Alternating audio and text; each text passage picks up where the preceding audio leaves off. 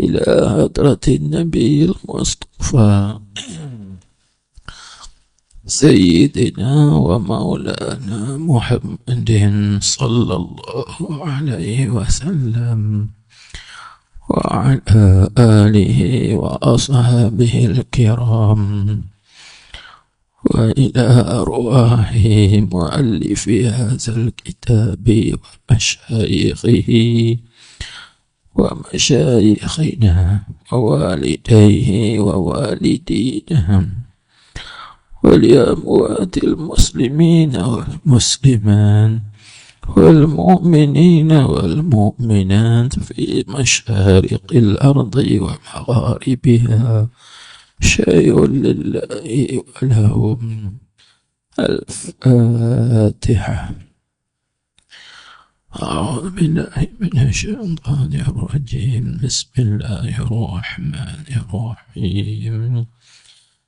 الحمد لله رب العالمين، الرحمن الرحيم، مالك يوم الدين، إياك نعبد وإياك نستعين، اهدنا الصراط المستقيم، صراط الذين أنعمت عليهم غير المغضوب عليهم ولا الضالين، آمين.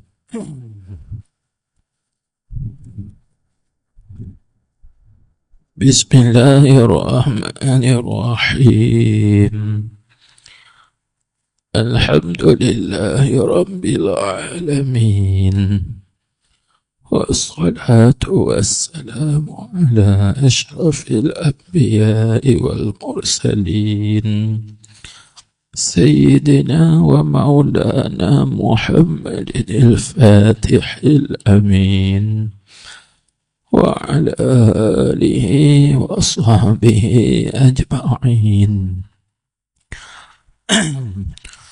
اللهم صل على سيدنا محمد الفاتح لما أغلق والخاتم لما سبق، ناصر الحق بالحق، والهادي إلى صراطك المستقيم، وعلى آله حق قدره ومقداره العظيم، في كل لمحة ونفس عدد ما وسعه علم الله العظيم.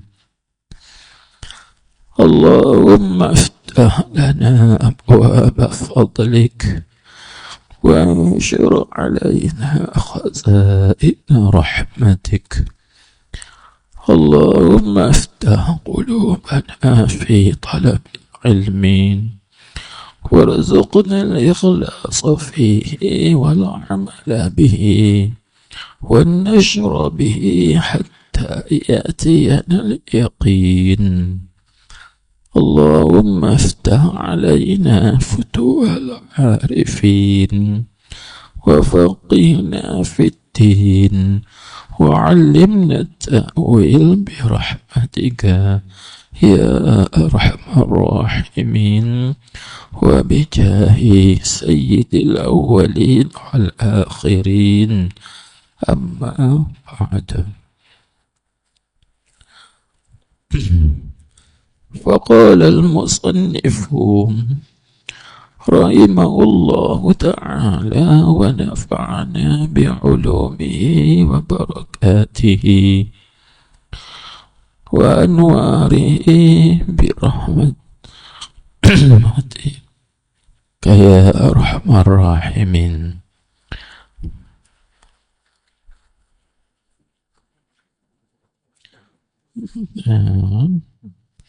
Dan ketiga, keempat. Hah?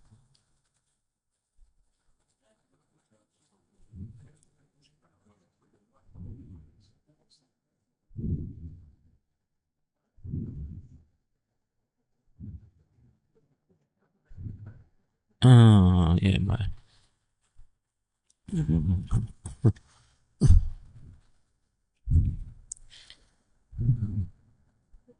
kata musannif rahimahullahu ta'ala, katanya, dan bermula yang demikian itu bahawasa Rasulullah sallallahu alaihi wasallam sabda ia bagi setengah sahabatnya, beramal olehmu bagi dunia engkau dengan qadar duduk engkau padanya, dan beramal olehmu bagi akhirat engkau dengan kekal engkau padanya, dan beramal olehmu bagi Tuhan engkau dengan qadar hajat engkau kepadanya, dan beramal olehmu bagi neraka dengan qadar sabar engkau atasnya. Baik tuan-tuan, puan-puan, hadirin hadirat yang dikasihi sekalian, dan juga para pecinta ilmu, khususnya ilmu menyucikan hati dan juga jiwa. Alhamdulillah, syukur kita kehadiran Allah Subhanahu wa ta'ala dengan limpah kurnianya dan juga curahan rahmatnya dapat kita hadir di dalam rumahnya dan juga dapat duduk iktikaf di dalamnya, dan juga dapat kita duduk di dalam majlis zikir, majlis ilmu, karena ilmu itu menjadi panduan dan juga pedoman kita untuk mendapat kelepasan daripada kesengsaraan di dunia dan juga di akhirat. Jadi kita sambung balik pengajian kita Ayyuhal Walad mengikut edisi tradisional Turath, yaitu bahasa lama, bahasa kitab Turath, yaitu mengandungi nasihat-nasihat, pengajaran-pengajaran yang disampaikan oleh Hujjatul Islam Al-Imam Al-Ghazali rahimahullah ta'ala wa radhiya anhu, yaitu apa kata beliau. Jadi di antara nasihat Imam Ghazali dalam bab yang kita baca ni ialah jalan kita nak menuju kepada Allah Subhanahu wa ta'ala itu bagi sesiapa yang berkehendaki akan berjalan jalanan ini, maka dia perlu kepada 4 perkara. Dan pertamanya, perlu kepada i'tiqad yang sahih yang tidak ada padanya bid'ah. 1. Dan yang kedua, orang yang nak menjalani perjalanan ini tak dapat tidak dia mesti bertaubat dengan taubat yang nasuha. Dan yang ketiga, orang yang nak berjalan perjalanan ini supaya dia meraih dan juga mendapat keridaan Allah Subhanahu wa ta'ala, mestilah dia menyelesaikan hak-hak dia terhadap orang lain. Kalau dia ada berhutang dengan orang lain, selesaikan hutangnya dahulu. Kalau dia ada buat salah dan silap kepada orang lain, maka minta maaf dan minta ampunlah daripada orang itu dan sebagainya. Dan yang keempatnya ialah tak dapat tidak seorang yang nak menjalani jalan ini, dia kena menuntut ilmu syariat buat melepaskan dia daripada tuntutan pertu'in ke atas dia. Baik, insyaAllah Subhanahu wa ta'ala, maka dia boleh sampai kepada Allah Subhanahu wa ta'ala. Dan seterusnya Imam Al-Ghazali menasihatkan dengan mendatangkan satu hikayat daripada Imam Ash-Shibali rahimahullahu ta'ala, sebagaimana yang sebut dalam kitab ini, yaitu mana? Yaitu katanya kita hendaklah mencari satu ilmu yang boleh menghimpunkan di dalamnya itu ilmu al-awwalin, ilmu orang-orang yang dulu, dan juga ilmu al-akhirin, ilmu-ilmu generasi yang kemudian. Jadi dihikayatkan bahawa Imam Ash-Shibali dia berkhidmat kepada 400 orang guru. Kan? Di situ juga dia membaca dan juga mempelajari 4,000 hadis Nabi sallallahu alaihi wasallam. Kemudian dalam 4,000 hadis itu dia memilih satu hadis saja yang dia beramal sungguh-sungguh dengan hadis itu. Maka tidak menafikan bahawa dia juga beramal dengan hadis-hadis yang lain. Tapi dengan satu hadis ni dia beramal sungguh-sungguh. Dia pegang sungguh-sungguh apabila dia mengamati hadis itu, maka dia mendapati kesucian hati dan juga kelepasan daripada kesukaran di dunia dan juga di alam barzakh dan juga di akhirat, iaitu adalah pada amal dengan hadis ini. Jadi hadis itu apa dia? Ini yang kita nak baca ni. Dia kata, dan bermula yang demikian itu, demikian hadis yang satu. Ini kembali situ. Bermula yang demikian itu, demikian satu hadis yang dipilih oleh Al-Imam Ash-Shibali daripada 4,000 hadis tu. Dia pilih satu saja. Apa dia? Iaitu bahawa Rasulullah sallallahu alaihi wasallam bersabda ia bagi setengah sahabatnya. Baik, apa sabda Nabi sallallahu alaihi wasallam?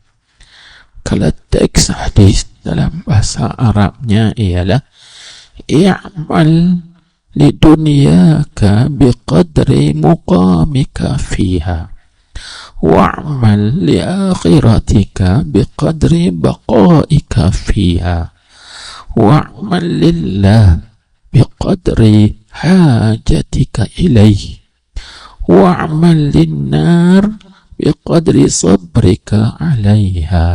Itu hadisnya. Tapi hadis itu dia ada sambung lagi, iaitu dia berbunyi fa'iza aradta an ta'siya maulaka an fatlub makanan la yaraka.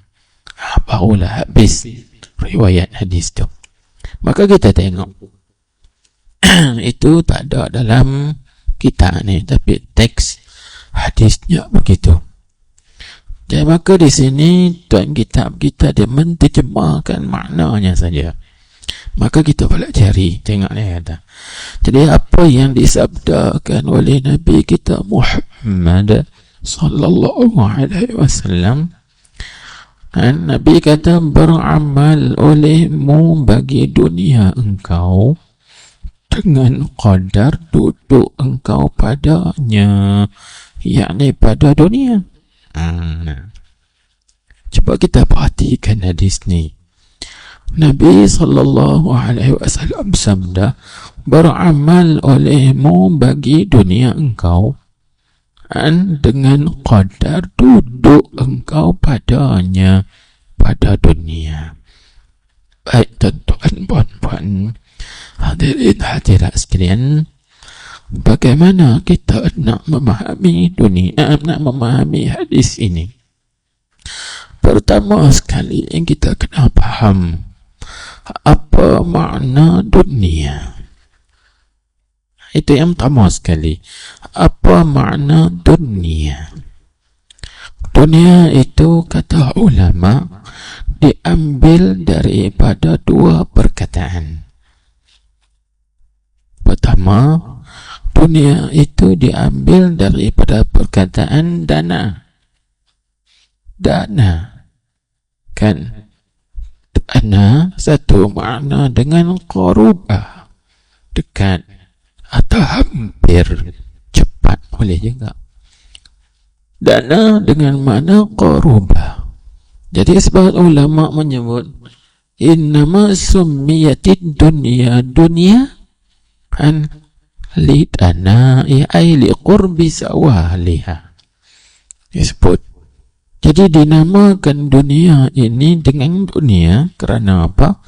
Kerana dunia itu cepat hilangnya, cepat binasanya. Tak lambat dah dunia ini nak binasa. Kan? Semua yang ada di dalamnya akan hilang dan juga binasa. Tak lambat dah. Gitu. Walaupun kita kata, tak lambat pun dah 1000 tahun lebih dah. Iyalah. Kerana tiap-tiap yang datang itu semakin dekat. Katalah pepatah bahasa Arab menyebut, kullu atin qaribun. Setiap yang datang itu hampir dekat. Kita kata kiamat akan datang, tidak ada syak, tidak ada sanksi, tidak ada ragu. Kan dalam Al-Quran Allah Ta'ala berfirman, wa anna sa'ata atiyatun la raiba fiha. Kiamat itu atiyah, akan datang ia, la raiba fiha, tidak ada syak, tidak ada ragu padanya. Jadi maka di sini ulama menyebut kullu atin qarib. Setiap yang datang itu semakin dekat. Dah dekat dah kita dengan kiamat.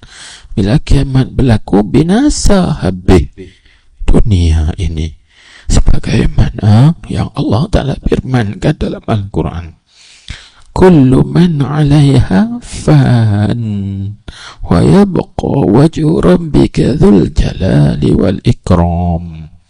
Setiap apa yang ada di atas dunia ini binasa, ini akan hilang. Yang kekalnya ialah zat Tuhan. Nah, habis. Jadi begitu juga sebagaimana dalam hadis Nabi sallallahu alaihi wasallam, Nabi kita memuji seorang penyair, yaitu Lubaid. Nabi berkata, asdaqu kalimatin qala asy-syairu kalimatu labidin. Ala kullu syai'in ma khala Allah batilu wa kullu na'imin la mahalata za'ilu. Nabi kita memuji yang paling benar kalimah atau perkataan yang pernah diungkapkan oleh seorang penyair, yaitu kalimah yang diungkapkan oleh Labid, seorang penyair. Apa Labid? Labid mengungkapkan kataan itu, yaitu kataan yang berbunyi, an ala kullu syai'in ma khala Allah batilu. Ketahuilah, setiap suatu selain dari Allah itu semuanya batil, yakni halikun, binasa. Semua akan binasa, akan lenyap. Di situ, wa kullu na'imin la mahalata za'ilu. Dan setiap nikmat itu tak dapat tidak hilang. Jadi dunia ini kita dapat buat kesimpulannya ialah apa? Sebentar sahaja. Berapa lama? Berapa lama? Habis kuat kita hidup 50 tahun, 60 tahun, 70. Jadi umur atau usia umat Nabi Muhammad sallallahu alaihi wasallam ghalibnya kebiasaannya antara tu ya, antara 60 dan juga 70. Kalau lebih pada tu jarang ada. Bukan tak ada, tapi sikit sangat. Kerana itu Nabi kita Muhammad sallallahu alaihi wasallam bersabda, a'maru ummati baina 60 wa 70. A'maru ummati baina 60 sittin wa sab'in. Maksudnya umur umatku antara 60 dan 70. Nah, jadi kita lebih kuat pun kita hidup tu 60 tahun, 70 kan. Ada yang umur panjang sikit 80 kan, jarang ada 100, 120 yang ada. Kalau ada pun sikit sangat. Maka sikit tu kira-kira tak ada. Sebab kaedahnya an-nadiru wujuduhul kal ma'dum. Yang jarang-jarang ada itu sekalipun dia ada, maka hukumnya serupa tak ada. Kan? Serupa tak ada juga. Baik. Jadi tuan-tuan perempuan, itu satu makna daripada dua makna. Dan yang kedua, makna dunia itu, iaitu diambil daripada perkataan dana'a. Dana'a yadna'u dunyan, dunya. Maka dana'a itu maksudnya dana'ah. Dana'ah satu makna dengan khissah. Khissah, bahasa kita panggil hina, jijik, kotor. Dunia ini adalah jijik, kotor, kan? Orang pakai kotor. Pasal apa dikatakan dunia itu dunia? Kerana dunia itu kotor. Pak disebut oleh ulama, wa innama summiyatid dunya dunya lidana'atiha ay liqissatiha. Dinamakan dunia itu dunia kerana kotornya. Kan? Dana'ah dekat dengan bahasa kita panggil danau. Dana'ah, dana'ah, danau. Danau ni kan kotor, kan air danau. Air danau tu orang panggil bila orang mati pecah perut, dia keluar air apa? Air danau. Kotor dah. Kotor ni panggil. Air danau campur dengan apa tu? Panggil danur panggil. Kan? Ini dunia. Jadi maka Rasulullah sallallahu alaihi wasallam bersabda, beramallah untuk dunia ini sekadar mana kita duduk dalamnya. Sekadar mana. Maksudnya bekerja untuk dunia. Kita nak duduk berapa lama dalam dunia ini? 50 tahun, 60 tahun, 70 tahun lebih kuat. 70 tahun tu pun tak dah nak buat kerja. Main umur kita 40, 50 dah tak larat dah nak buat kerja dunia ni. Tak larat dah nak pulun dunia ni. Jadi artinya apa? Buatlah amal dunia ini sekadar keperluan sahaja. Jangan mengambil lebih-lebih.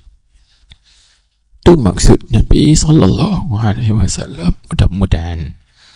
Artinya bukan tak bagi, bukan Nabi kita tak bagi kita buat kerja dunia. Buatlah kerja dunia, tapi janganlah bersungguh-sungguh bertukui lumui, penggelomeng, orang kata nak penggelomeng dengan dunia sampai lupa akhirah, lupa ibadah, lupa taat dan khidmat di jalan Allah Subhanahu wa ta'ala. Jangan. Buatlah kerja dunia sekadar kita nak duduk dalam dunia saja. Kalau kita memiliki harta sampai 7 keturunan pun tak habis, ini lebih dah ni. Ini lebih dah ni. Itu buat kerja dunia sungguh. Nabi SAW tak suruh kita buat begitu, tapi dia suruh kita ambil sekadar hajat, sekadar keperluan sahaja daripada dunia ini. Bahkan seeloknya kita jadikan dunia itu untuk akhirah. Itu bagus. Baik. Jadi bila kita perhatikan dunia, perhatikan hadis ini, maka betul lah kata Imam Ash-Shibali. Kerana apa? Kerana mensedikitkan dunia atau ambil dunia sekadar hajat itu adalah jalan kelepasan. Boleh melepaskan kita di dunia dan juga melepaskan kita di akhirat nanti. Tuan-tuan, puan-puan, hadirin hadirat sekalian, kalau kita ambil kerja dunia banyak pulun sangat, itu akan menyulit dan menyukarkan kita di akhirat nanti, kerana banyak persoalan yang akan disoalkan. Kan? Tengok ayat yang akhir pada surah At-Takatsur. Di awal ayat tu sebut apa? Alhaakumut takatsur hatta zurtumul maqabir. Melalaikan kamu oleh at-takatsur. Takatsur maksudnya memperbanyak-banyakkan mencari harta dunia. Kita banyak cari harta dunia sampai melalaikan kita daripada ibadat kepada Allah Subhanahu wa ta'ala, sehingga mana? Hatta zurtumul maqabir, sehingga kamu datang kepada tanah-tanah perkuburan. Ziarah tanah perkuburan. Mati.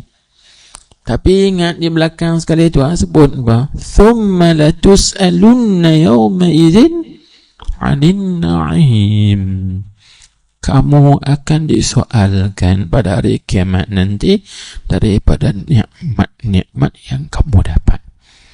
Kalau kata dunia kita dapat banyak soalan tu nak ditanya ni, kan? Banyak soalan tu nak kena jawab tu. Orang yang kena soal banyak ni lagu mana? Sehari cukup tak kena tahan nak soal.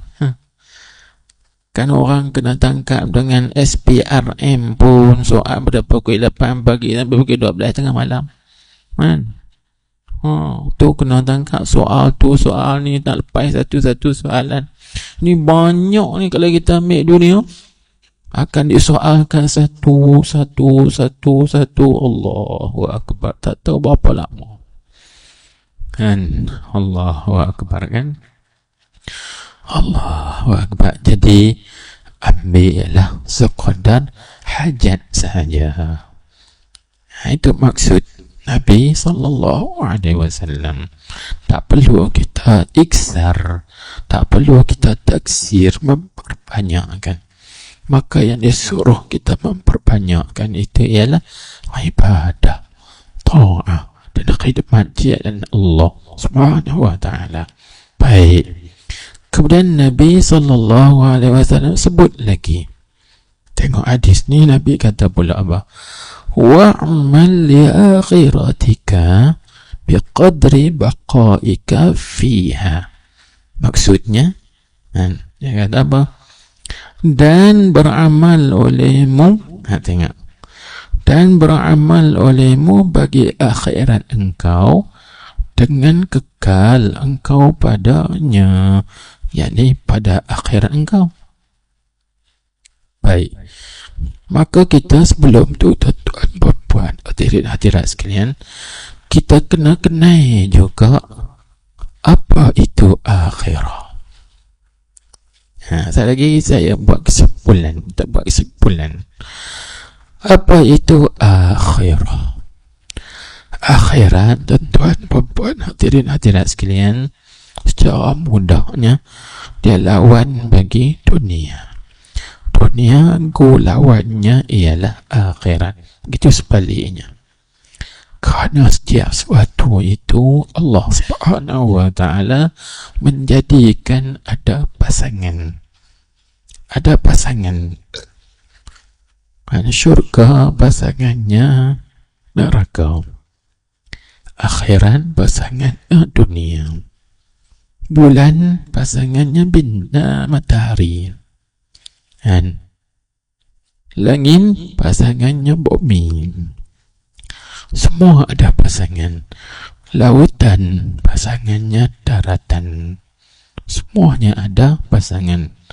Kerana itu Allah Ta'ala berfirman, Subhanalladzi khalaqal azwaja kullaha.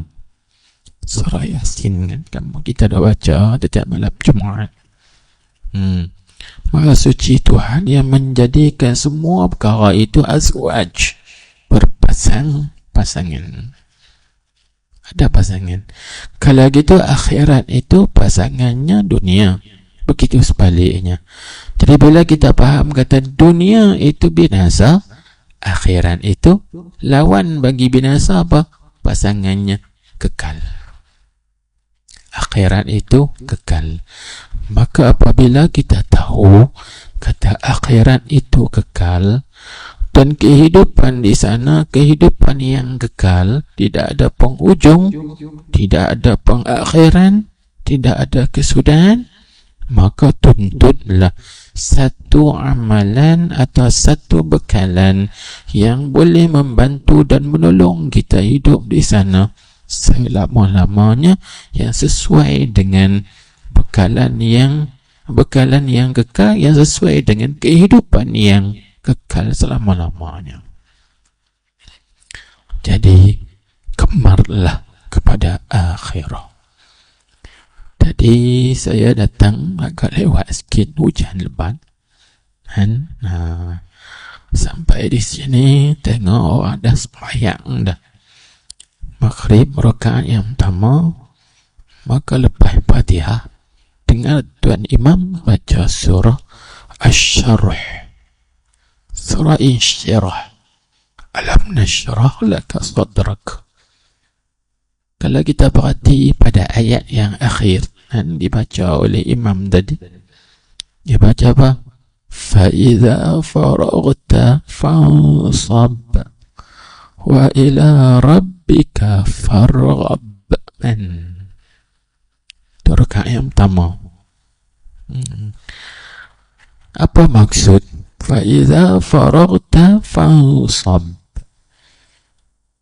Allah Ta'ala berfirman kepada Nabi kita Muhammad sallallahu alaihi wasallam. Tuhan kata, wahai Muhammad, apabila engkau sudah selesai, فَإِذَا فَرَغْتَ, apabila engkau sudah selesai, yakni selesai daripada pekerjaan dakwah. Kerana Nabi kita ditugaskan oleh Allah Subhanahu wa ta'ala menyampaikan hukum dakwah. Ataupun apabila selesai engkau daripada menunaikan tabligh, yakni menyampaikan segala perkara yang diperintah oleh Allah dengan menyampaikan kepada umat. Tablighu ma umira bitablighihi lil khalq, menyampaikan perkara yang diperintah oleh Allah Ta'ala dengan menyampaikan kepada makhluk, yakni kepada umat. Maka fansab, bangunlah, berdirilah untuk berbuat ibadat kepada Allah.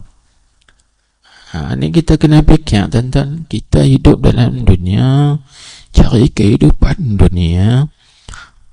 Kita buat kerja kita lah, yang kerja pejabat buat kerja pejabat, yang kerja sendiri buat kerja sendiri, dan sebagainya, mengikut apa yang sudah ditentukan, ditakdirkan oleh Tuhan. Tapi apabila selesai kita daripada kerja kita, jangan duk relax saja, jangan duk bersenang-senang saja, jangan duk buang masa begitu saja, tapi bangunlah untuk berbuat ibadat kepada Allah Subhanahu wa ta'ala. Wa ila rabbika farghab, dan kepada Tuhanmu itu, wahai Muhammad Rasulullah, farghab, kemarlah kepada Tuhan. Ini maksudnya apa? Disuruh kita berbuat ibadat, disuruh kita mengerjakan ta'at, disuruh kita berkhidmat kepada Allah Subhanahu wa ta'ala sesuai dengan hikmah penciptaan kita, yaitu kita diciptakan oleh Allah Subhanahu wa ta'ala. Hikmahnya ila liya'budun, supaya kita ini berbuat ibadat kepada Allah, taat dan juga khidmat di jalan Allah. Jadi jangan tinggal akhirat, kan? Karena akhirat itu tempat tinggal kita yang kekal selama-lamanya. Maka hendaklah kita mencari bekalan yang sesuai dengan kehidupan akhirat, yaitu bekalan yang kekal selama-lamanya juga. Jadi bila kita faham tu, tuan-tuan perempuan hadirin hadirat sekalian, gemarlah hati kita kepada akhirat, kerana dunia ini akan ditinggalkan bila-bila masa saja. Bila-bila masa saja kita akan tinggalkan. Jadi bila kita tengok di sini, maka timbullah di dalam hati seseorang itu dipanggil satu sifat gemar kepada akhirat, atau gemar kepada berbekal dengan bekalan akhirat di sana selama-lamanya. Maka orang yang berakal, orang yang bijak, maka dia memilih sesuatu yang kekal daripada sesuatu yang binasa. Itu orang yang bijak. Sebaliknya orang yang balid, orang yang bodoh, orang yang kurang akal itu, maka dia akan memilih dan mencari sesuatu yang binasa dan meninggalkan sesuatu yang kekal. Itu namanya al-balid, orang yang bodoh. Sebaliknya al-aqil, orang yang bijak, orang yang berakal, yakhtaru ma yabqa 'ala ma yafna. Dia memilih sesuatu yang kekal atas sesuatu yang binasa. Baik. Kemudian tuan-tuan perempuan hadirin hadirat sekalian, itu yang kedua.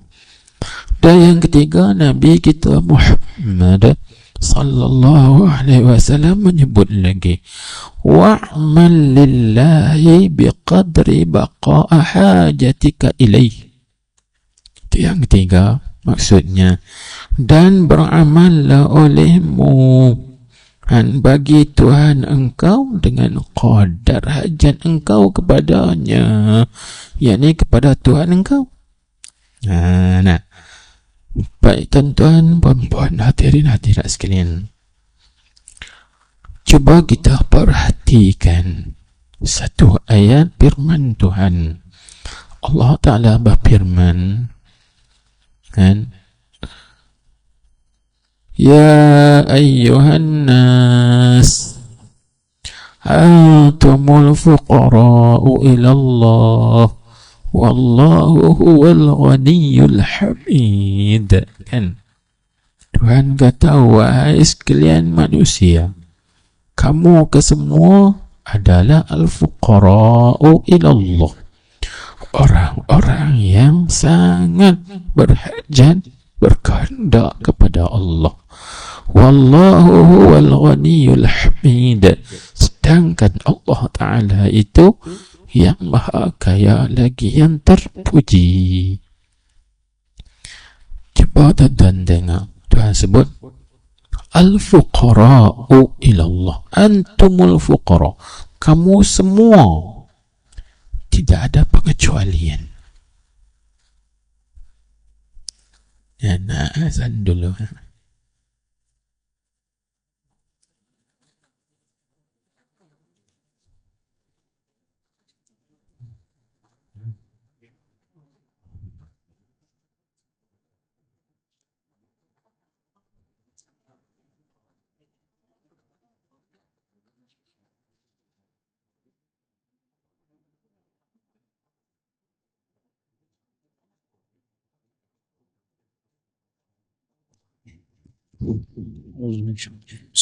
Allah Allahu Akbar, Allahu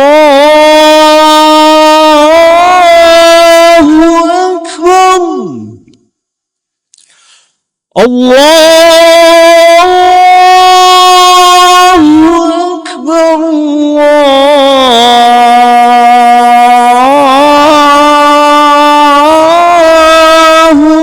Akbar. أشهد أن لا إله إلا الله،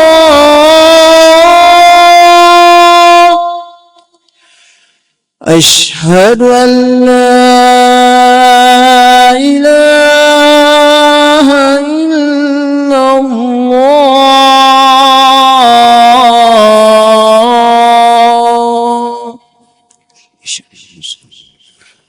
أشهد أن محمد رسول الله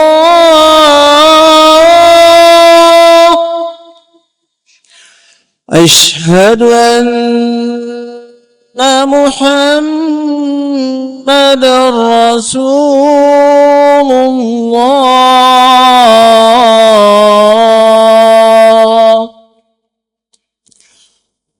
حي على الصلاة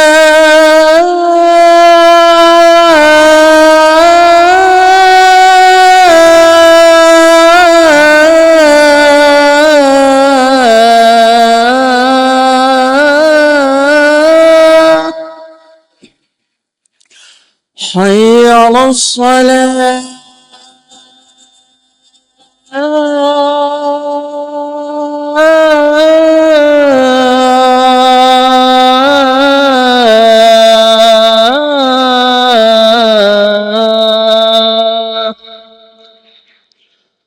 حي على الفلاح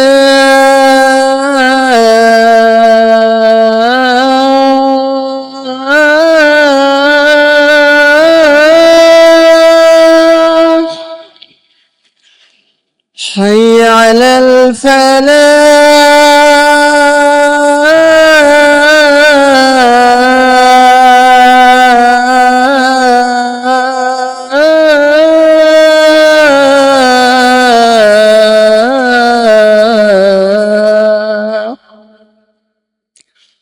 الله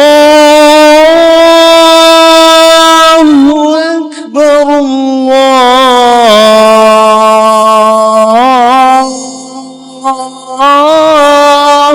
أكبر لا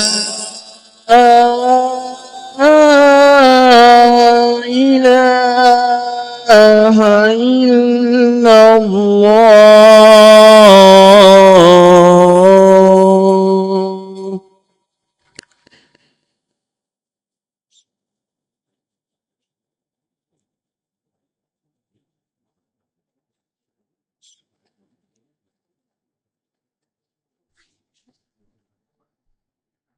Baik.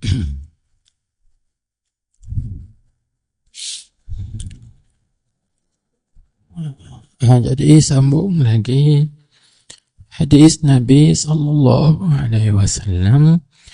Jadi Nabi sebut, dan beramallah olehmu bagi Tuhan engkau dengan qadar hajat engkau kepadanya, yakni kepada Tuhan engkau itu.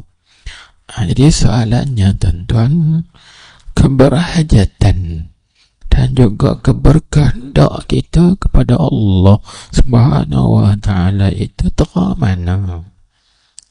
Adakah hajat kita itu setahun sekali, atau sebulan sekali, atau berhajatnya kita kepada Allah Ta'ala itu seminggu sekali, atau tiap-tiap hari sekali, atau 1 jam sekali, ataupun berhajat kita kepada Allah Ta'ala itu setiap detik, setiap saat, kan, setiap ketika, setiap waktu.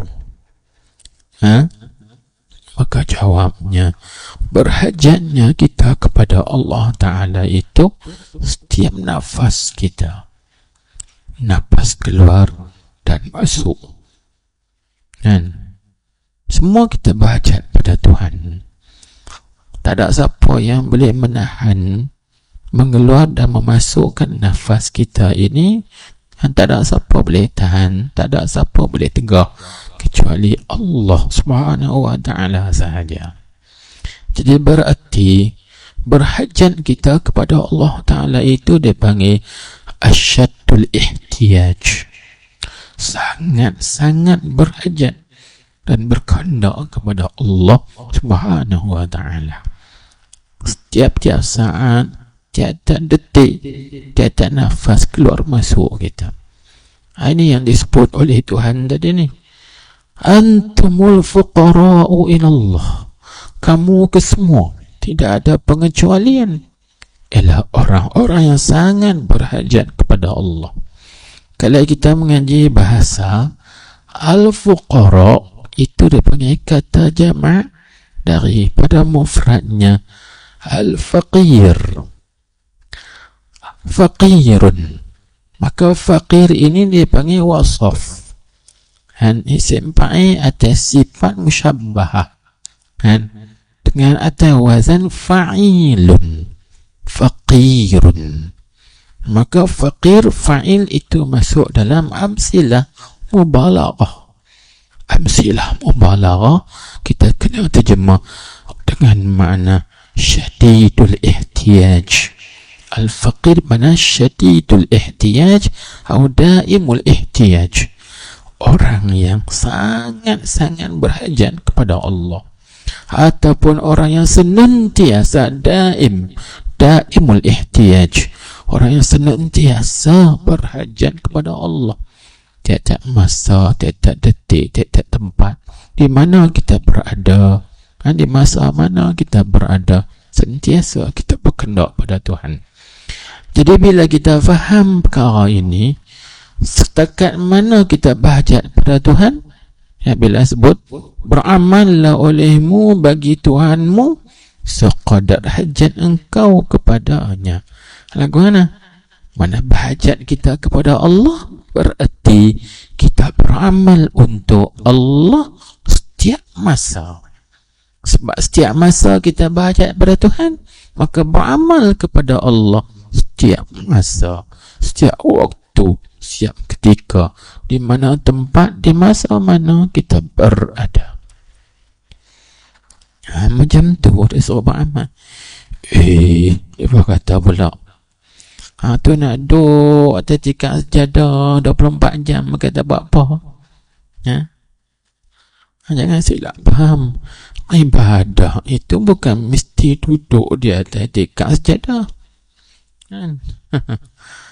Ibadah itu bukan mesti pegang tasbih 24 jam. Ibadah itu bukan mesti kita duduk dalam masjid 24 jam, tak tidur, tak lena, tak cari makan nafkah. Tak, tuan-tuan. Ibadah itu luas. Ada ibadah fi'liyah, ibadah yang bahasa perbuatan. Ada ibadah qauliyah, ada ibadah yang bahasa perkataan, sebutan. Ada ibadah yaumiyah, ada ibadah harian, dan berbagai lagi macam-macam ibadah. Ada ibadah amwal, panggil amaliyah, ibadah yang bahasa harta. Ada ibadah thanawiyah, ada ibadah tahunan, macam-macam ibadat, maka di antara ibadat itu ialah apa? Mensedikitkan makan, itu juga ibadah, karena disebut dalam hadis Nabi SAW, qillatut ta'am hiyal ibadah. Sikit makan itu satu ibadah. Makan sikit, itu ibadat juga. Banyak cara nak buat ibadat pada Allah Subhanahu Wa Taala. Bukan nanti kita tak ibadat tu baca Quran sahaja. Cuma bila kita tilik begitu, yang afdal. Ibadat itu ada yang afdal, ada yang lebih, ada yang lebih lagi. Maka ibadat yang lebih daripada umat Nabi Muhammad sallallahu alaihi wasallam itu ialah tilawatul Quran, baca Al-Quran. Kerana Nabi sallallahu alaihi wasallam bersabda, afdalu ibadati ummati tilawatul Quran. Yang terafdal ibadat umatku itu ialah baca Al-Quran. Kerana Al-Quran itu mendekatkan diri kita kepada Tuhan, dan juga kita baca kalam Tuhan akan mendapat cinta dan kasih daripada Allah Subhanahu Wa Taala. Jadi kita kena faham artinya sebagaimana berhajat kita kepada Allah Ta'ala setiap detik, setiap saat, setiap ketika, maka seperti itulah juga kita beramal untuk Allah atau kerana Allah pada pada setiap detik, setiap ketika, setiap waktu. Ini maksud beramallah olehmu bagi Tuhanmu itu sekadar berhajat engkau kepadanya, ini pada Tuhanmu. Jangan lepas pada ibadat, kerana kita ini dicipta oleh Allah Ta'ala. Hikmahnya ialah lil ibadah wa ta'ah, seperti terkandung dalam ayat wa ma khalaqtul jinna wal ins illa liya'budun, kan? Maklum. Baik. Kemudian yang berikutnya, perhati pula sabda Nabi sallallahu alaihi wasallam. Nabi sebut wa'mal. Tengok Nabi sebut, kan? Nabi kata apa?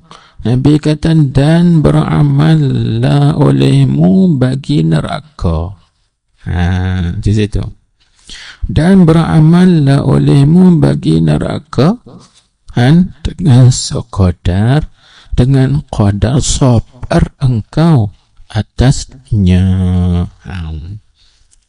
Tengok.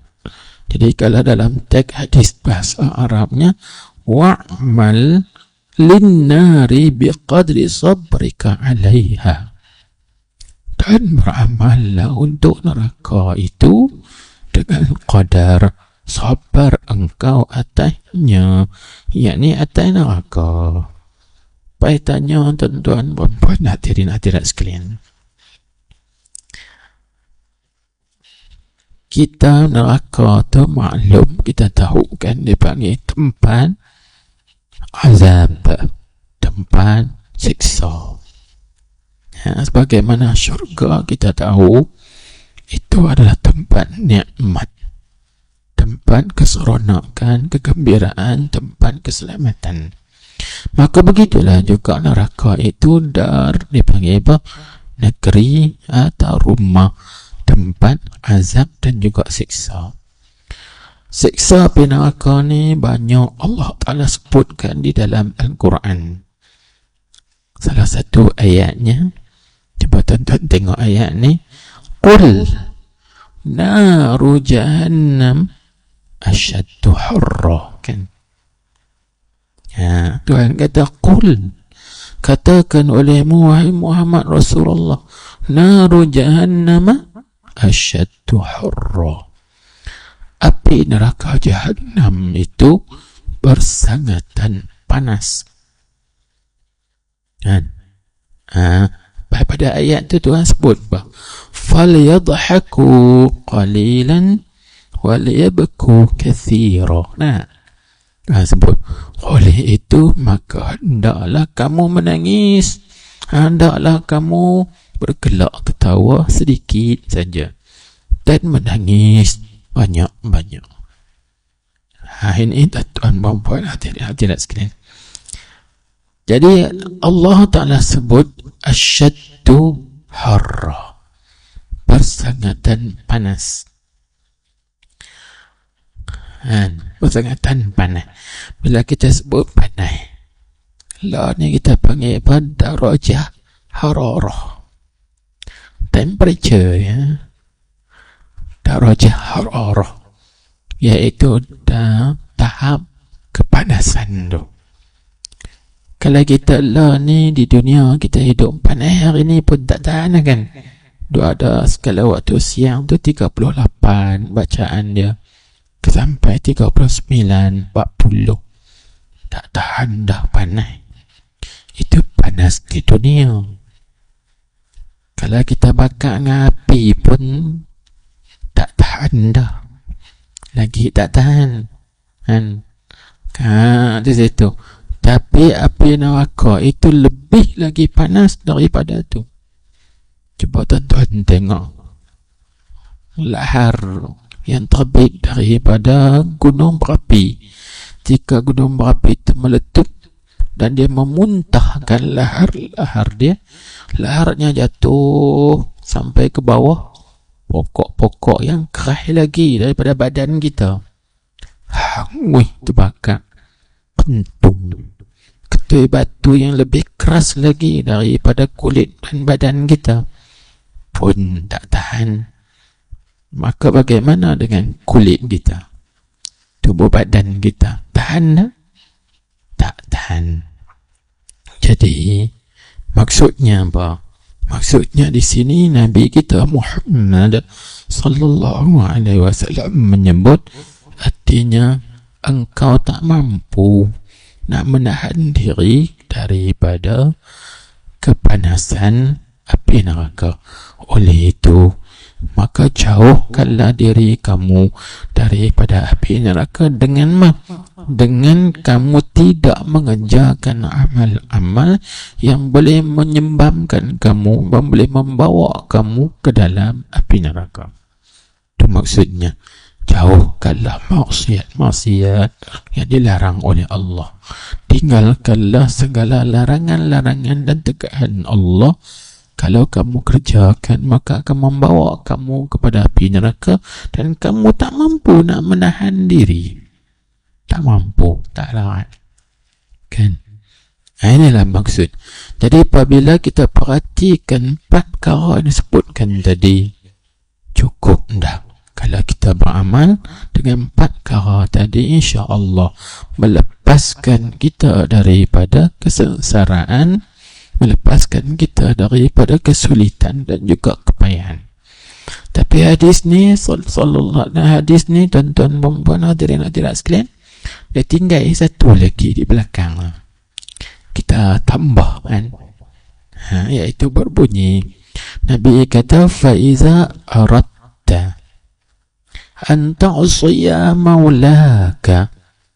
Ni kalau tuan-tuan nak tambah hadis tu, dia ada sikit lagi belakang dia, fa iza aradta an ta'siya maulaka fatlub makanan la yaraka. Baik, sekali lagi saya ulang. Fa iza aradta an ta'siya maulaka fatlub makanan la yaraka. Apa maksud? Maksudnya, apabila engkau berkehendak dan berkeinginan bahawa engkau nak berbuat maksiat kepada Tuhan engkau, maka carilah satu tempat yang ia tidak melihat engkau. Itu maksud faiza aradta, apabila engkau berkehendak dan berkeinginan an ta'siya maulaka, bahawa engkau berbuat maksiat akan Tuhan engkau.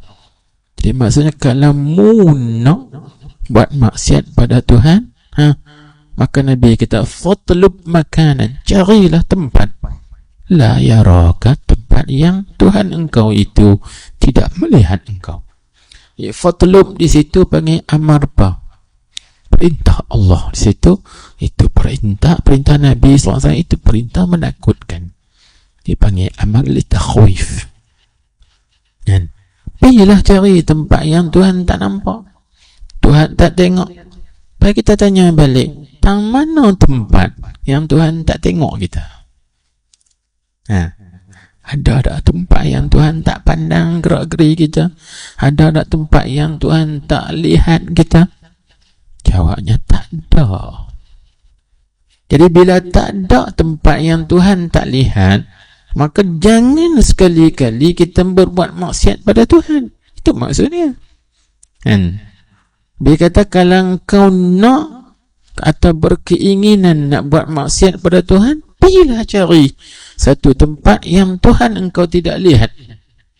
Maka kita tanya balik, tang mana tempat yang Tuhan tak tengok? Semua Tuhan tengok. Inna Allah basirum bil ibad. Allah Ta'ala amat melihat hamba-hamba dia. Tang mana tempat yang Tuhan tak nampak? Tak mana tempat yang Tuhan tak tengok, tak pandang? Tak ada satu pun tempat yang Tuhan tak tengok.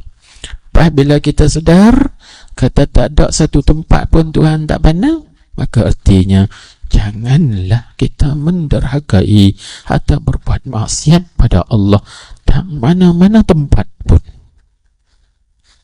Jadi bila kita perhatikan hadis ini, cukuplah tuan-tuan kalau untuk diamalkan untuk melepaskan diri kita daripada kesengsaraan di akhirat nanti. Baik, jadi kesimpulannya apa yang kita pelajari pada malam ini, tariqun najah ataupun sabilun najat, jalan kelepasan untuk kita lepas daripada seksa di alam barzakh, alam kubur, dan juga jalan kelepasan untuk kita mendapat kejayaan di akhirat, lepas daripada azab seksa di akhirat, iaitu jalannya dengan 3 perkara. Tuan-tuan ambillah benar ni, buat. Apa dia 3 perkara tu? Pertama, dengan ilmu, dengan fikir, iaitu ada akal. Maka kita alhamdulillah, Tuhan beri kepada kita ini akal fikiran, kan? Kemudian gunalah akal itu berfikir, apakah perkara yang paling penting. Maka bila sebut apa perkara yang paling penting, semua penting. Tak gitu? Kawan ni kata yang penting kita hidup dalam dunia ni duit. Itu penting. Kalau tak ada duit, tak jadi apa. Maka dia fikir, oh yang penting duit. Maka kita jawab, betul, duit penting. Kawan ni kata, kita yang paling penting kerja. Pun betul. Sebab kalau tak kerja, payah juga nak, gitu. Ya. Tak dapat duit, contohnya. Kawan ni pula kata, oh, yang paling penting kita ada pangkat, kita ada jawatan. Pun betul. Kita tak nafikan. Pangkat juga penting, jawatan penting. Kawan ni pula kata, aku yang paling penting kuasa. Kalau tak ada kuasa, tak boleh buat apa. Kena ada kuasa. Jadi kuasa itu penting. Maka kita tak nafikan. Betul kuasa penting. Tapi soalan kita yang paling penting daripada segala yang penting, apa dia? Apa dia, tuan-tuan? Yang penting, segala yang penting. Segala yang penting sekali. Iaitu najat. Kelepasan, kebebasan, kelepasan kita daripada murka Allah. Itu penting. Kelepasan kita daripada azab Allah di dalam kubur dan juga di akhirat. Itu yang terpenting daripada segala yang penting. Kalau ada duit banyak, tapi kita tak lepas pada azab kubur dan azab akhirat, apa makna? Kalau ada kerja, dapat pangkat jawatan yang tinggi, tapi tidak melepaskan kita daripada azab kubur dan juga azab di akhirat, apa faedah? Gitu juga kalau kita ada kuasa, memerintah dan sebagainya, tapi tidak lepas kita daripada soal muka nakir dalam kubur, apa gunanya? Dan tak lepas kita pada azab api neraka, apa faedahnya? Tak ada faedah. Kalau pangkat kita tak lepas, jawatan kita tak lepas, ada kuasa tapi tidak lepas kita, keselamatan tak dapat di akhirat. Allahu Akbar. Maka yang penting sekali apa? Kelepasan. Jalan untuk nak dapat kelepasan tu apa dia? Ulama sebut antaranya Al-Imam Al-Ghazali dalam kitabnya Minhajul Abidin. 3 perkara. Pertama, akal. Guna akal, fikir, cari jalan bagaimana aku nak melepaskan diriku, anak isteriku, orang yang di bawah tanggunganku, lepas daripada azab di neraka dan akhirat. Kerana tu Allah Ta'ala berfirman, ya ayyuhalladzina amanu qu anfusakum wa ahlikum nara. Wahai orang-orang yang beriman, jagalah diri kamu dan ahli-ahli kamu, anak isteri kamu, orang yang di bawah tanggungan kamu, jagalah daripada api neraka. Bagaimana cara nak jaga? Gunalah akal fikir. Apa benda yang boleh melepaskan kita? Jangan duk fikir nak tambah harta, nak tambah dunia, nak tambah tu saja. Tapi fikir yang boleh melepaskan kita. Satu. Kemudian yang kedua, sebab untuk nak melepaskan kita daripada azab kubur dan juga azab di neraka di akhirat, iaitu kena ada al-ilmu, kena ada ilmu pengetahuan. Maksud ilmu pengetahuan sini ilmu fardu ain yang difardukan oleh Allah Ta'ala, iaitu mana? Fardu ain dalam bab aqidah, fardu ain dalam bab ibadah dan lain-lainnya lagi. Pelajari. Itu yang kita sebutkan tadi kan. Dia kena mempelajari ilmu-ilmu yang boleh melepaskan dia daripada dosa. Ilmu-ilmu fardu ain. Dan yang ketiga, iaitu ma'rifah. Seorang itu perlu kepada ma'rifah, kenal atau mengenal. Yang dimaksudkan dengan ma'rifah ini, ma'rifah 4 perkara. Dia panggil ma'rifah itu arba'ati asya. Mengenal 4 perkara. Apa dia 4 perkara itu? Pertama, ma'rifatun nafsi, kenal diri. Yang kedua, ma'rifatul Rabb, kenal pencipta. Yang ketiga, ma'rifatul dunia, kenal dunia. Dan yang keempat, ma'rifatul akhirah, kenal akhirat. Bagaimana kenal diri? Kita kenal diri kita siapa? Aku hamba. Allah siapa? Allah tu Tuhan. Kalau gitu, mana-mana hamba yang mengikut perintah Tuhan dia, sehingga Tuhan dia sayang, maka tuannya tak siksa dia. Bila tak siksa, lepas dah. Tapi mana-mana hamba yang tak kenal diri dan tak kenal Tuhan, dia melanggar perintah Tuhan, tuannya benci dan tuannya marah. Bila tuannya marah, hamba tadi disiksa. Lepas tak daripada siksa? Tak lepas. Fikir itu secara mudah yang kita bagi. Dan yang ketiga tadi, kenal dunia. Kita sebut dah tadi, dunia tu apa dia? Dan yang ketiga, yang keempat, kenal akhirah. Tadi pun kita sebut dah kenal. InsyaAllah kalau tuan-tuan amalkan dengan hadis yang kita baca tadi, cukup dah nasihat buat kita semuanya untuk menjadi baik, yang baik jadi terlebih baik, untuk melepaskan kita daripada kesukaran dan kesulitan di alam akhirah nanti.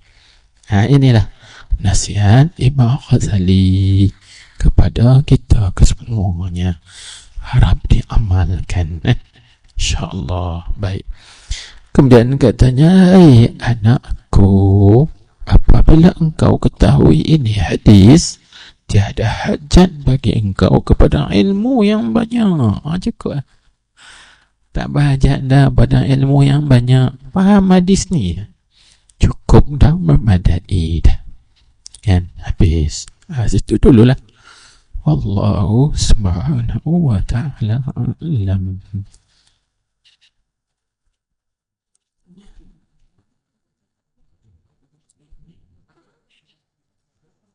Subhanakallahumma wa bihamdik, asyhadu an la ilaha illa anta, astaghfiruka wa atubu ilaik.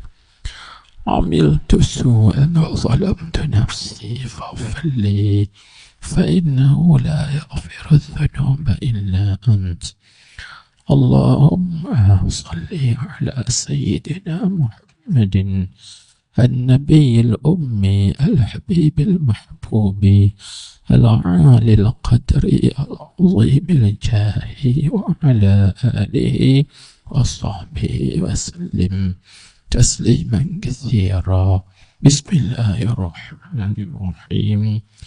الحمد لله رب العالمين وصلى الله وسلم عليه.